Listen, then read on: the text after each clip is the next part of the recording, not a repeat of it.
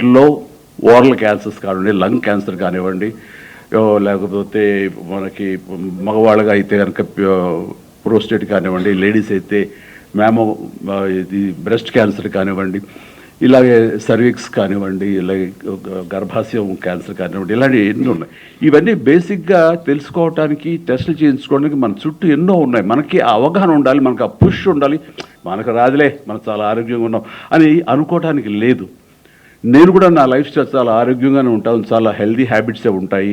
ఏది junk food కానీ, deep fried foods కానీ ఏమి తినను, ఎక్సర్సైజ్ చేస్తాను, అన్ని రకాలుగా ఆరోగ్యంగా ఉన్నాను, బాగున్నాను కదా, నాకేంటి అనుకోకుండా ఎందుకు మనం చేయించుకోకూడదు అని ఫస్ట్ కోలన్ టెస్ట్ చేయించుకుని కొలనోస్కోపీ చేయించుకుంటే అక్కడ అనుకోకుండా పాలిప్స్ ఉన్నాయి. ఈ పాలిప్స్ అనేది మన ఎవరో ప్రెస్ వాళ్ళు గబుక్కుని దాన్ని రిమూవ్ చేసిస్తే నాకంటే కనుక అబ్బా క్యాన్సర్ నుంచి తప్పించుకున్నట్టు, ఆ క్యాన్సర్ సర్వైవర్ అని నన్ను అన్నారు. అంటే ఆ రాసిన ఆ జర్నలిస్ట్కి అవగాహన లేదు. నేను అవి బయాప్సీలో అది మ్యాలిగ్నియన్ అయి ఉండొచ్చు, లేదా బినైన్ అయి ఉండొచ్చు, ఎవరు అయి ఉండొచ్చు, అది ఏది కాకపోవచ్చు. అది సో 1% ఛాన్స్ కూడా తీసుకోకూడదని నేను తీసుకున్నందుకు అక్కడ ఆ పాలిప్స్ రిమూవ్ చేశారు. క్లీన్ ఆఫ్టర్ మళ్ళీ 3-4 ఇయర్స్ తర్వాత మళ్ళీ వెళ్ళాల్సి వస్తే కనుక వెళతాను, చేయించుకుంటాను. అదేవిధంగా ప్రోస్టేట్ సంబంధించి పిఎస్ఏ టెస్టులు చేయించుకోవడం అనేది నేను రెగ్యులర్గా చేయించుకుంటూ ఉంటాను అనమాట. ఇది ఎందుకు చేయించుకున్నానంటే ఇంత హెల్దీగా ఉన్నాం కదా, మనకి ఏం ఉండదు అనే నిర్లక్ష్య ధోరణి ఎక్కువ మందికి క్యాన్సర్ వచ్చే అవకాశాలని వస్తున్నాయి.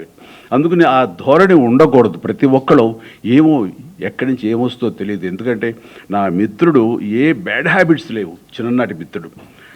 అతను వచ్చిన సడన్గా నాకు లంగ్ క్యాన్సర్ వచ్చింది, లంగ్లో ప్యాచెస్ కనబడుతాయని చెప్పారు డాక్టర్లని. అదే ఎట్లాగా వచ్చింది అని, నీకేం బ్యాడ్ హ్యాబిట్స్ ఏం లేవు కదా, నువ్వు స్మోకరు కాదు, ఏ రకమైనటువంటి ఇవి లేవు, లంగ్ ఎందుకు వచ్చింది, మంచి అట్మాస్ఫియర్లోనే పల్లెటూరులో హాయిగా మంచి క్లైమేట్లోనే ఉంటుంటావు కదా వెదర్లో, ఎందుకు వచ్చిందంటే ఏమో తెలియదు అన్నాడు. ఒక్కోసారి ఎందుకు వస్తుందో తెలియదు, జెనెటిక్గా పెద్దల నుంచి రావచ్చు, అలాంటి అవకాశాలు ఉన్నప్పుడు అది వచ్చినటువంటి వాటికి తన బాడీని తను విన్నాడు. లేదంటే తన డాక్టర్ మిత్రుల దగ్గరికి వెళ్ళి నాకు దగ్గు వస్తానే ఉంది, దగ్గు తగ్గట్లేదు, ఆయాసంగా ఉంటుంది, ఎన్ని మందులు వేసుకున్నా తగ్గటలేదు అంటే, ఇన్ని మందులు వేసుకున్నా తగ్గటలేదు అంటే దీన్ని తేలిగ్గా తీసుకోకూడదు అంటూ ఆ డాక్టర్ మిత్రుడు, ఆడు నా స్నేహితుడు, తను లంగ్ సంబంధించినటువంటి సిటీ స్కాన్ అండ్ ఎక్స్రేలు తీసిన తర్వాత ఎక్కడో ప్యాచెస్ కనిపించి వెంటనే వెళ్ళిపో అంటూ హైదరాబాద్ పంపిస్తే నేను అతన్ని హాస్పిటల్లో నేను ట్రీట్మెంట్ అది చూపించడం చూస్తే ఇది క్యాన్సర్ తెలిసింది. అయితే ఫస్ట్ స్టేజ్లో ఉంది కాబట్టి హీస్ నౌ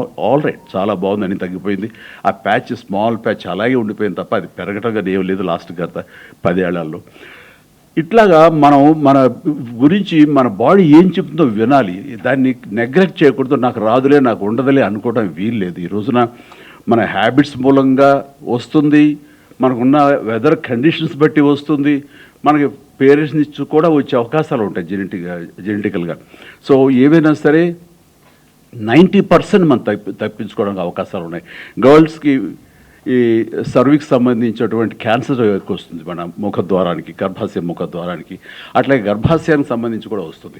సో 4-5 ఏళ్ల నుంచి 9-10 ఏళ్ళు, అయితే 14 ఏళ్ల లోపు, 9 నుంచి 14 ఏళ్ల లోపు గర్ల్స్కి ముఖ్యంగా అందరికీ ఈ వ్యాక్సినేషన్ కనుక మనం ఇవ్వగలిగితే, హెచ్పివి కదండి,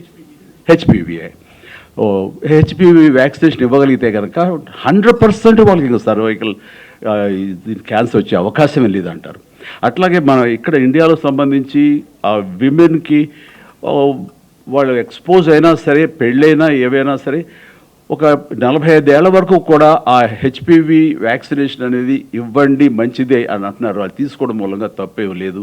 సో దానికి అవసరం యాంటీబాడీస్ తయారవుతాయని కూడా అంటున్నారు. కాబట్టి నేను సజెస్ట్ చేసేది ఏంటంటే